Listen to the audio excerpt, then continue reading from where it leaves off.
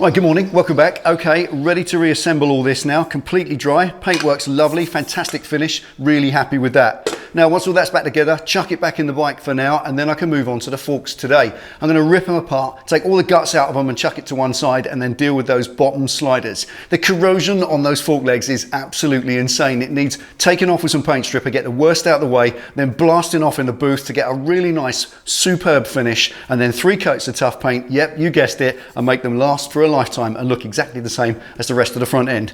But this talking won't get it done, so let's get stuck in. Welcome back.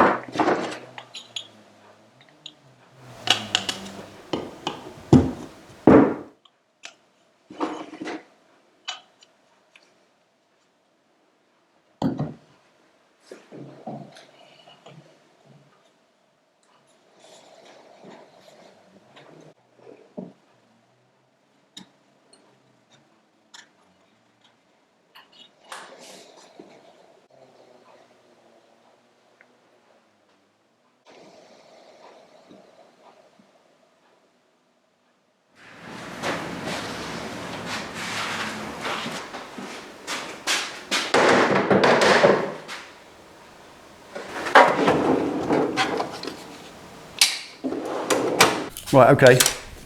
First thing to strip a fork is to consider you've got to get the cap off to get the guts out of the inside.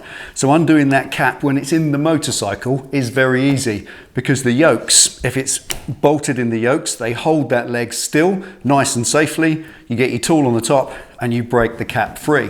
When the fork leg is out of the motorcycle and you don't want to put it in your freshly painted yokes and use them as a tool, potentially chipping or scratching something that's nicely assembled, you've got to find a way of holding that still by not putting it in a vise, because that will ruin the finish on the chrome. You've got to grip hold of that tight enough so you can get a spanner on it and undo it. And it's very smooth, shiny chrome.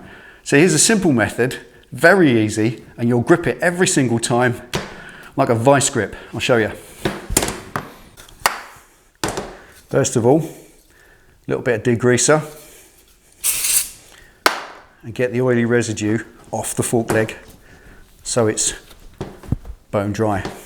Roll of masking tape, stick it on, 1 revolution, reverse the masking tape so it's sticky side out, and then go for it.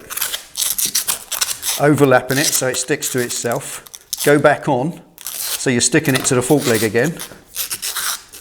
Reverse it so it's sticky side out again.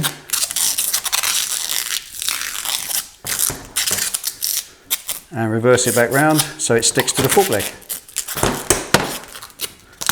Then you've got sticky masking tape stuck to your fork leg. That'll grip it for England.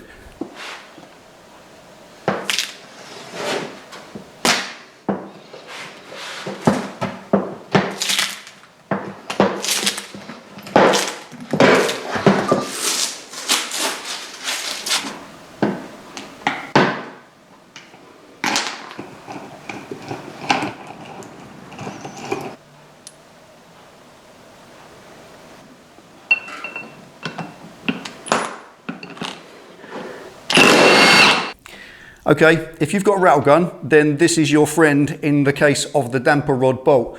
In the bottom there, that bolt right up underneath, that holds the damper rod in place in the bottom of the forks. There's nothing that stops that damper rod from spinning. So rattle gun, pop, and it comes undone. No problem at all. That's why it helps to leave the cap in place. If you leave the cap on, that leaves the spring in place and it leaves the pressure on top of the damper rod to help hold it still.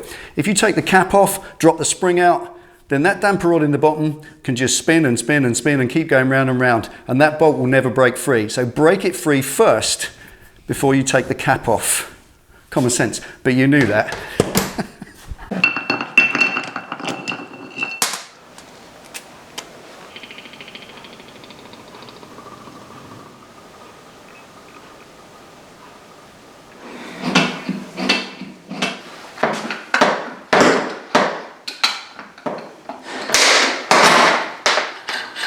Nice.